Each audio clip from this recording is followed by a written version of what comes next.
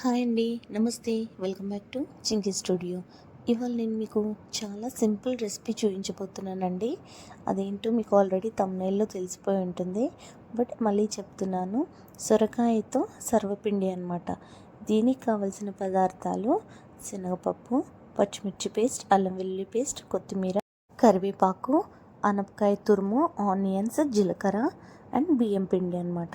So దీని అంతటిని మామూలుగా మిక్స్ చేసుకోవాలి. వాటర్ కావాలిస్తేనే ఇట్లా నార్మల్గా ఇట్లా జీలకర్ర చేసి కలుపుకోవాలి అనమాట. సో నా ఫోన్ స్టోరేజ్ ఫుల్ అయిందని చెప్పి నేను కొన్ని క్లిప్పింగ్స్ డిలీట్ చేయాల్సి వచ్చింది. దాంట్లో అవి కూడా వెళ్ళిపోయాయి అనమాట.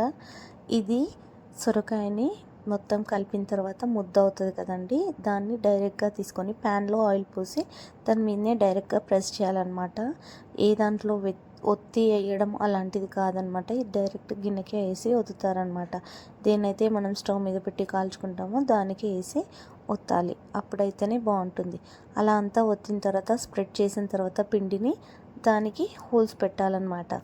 దాని త్రూగా ఆయిల్ వేసుకోవచ్చు, సో దట్ అది కొంచెం క్రిస్పీగా కాలుతుందనమాట.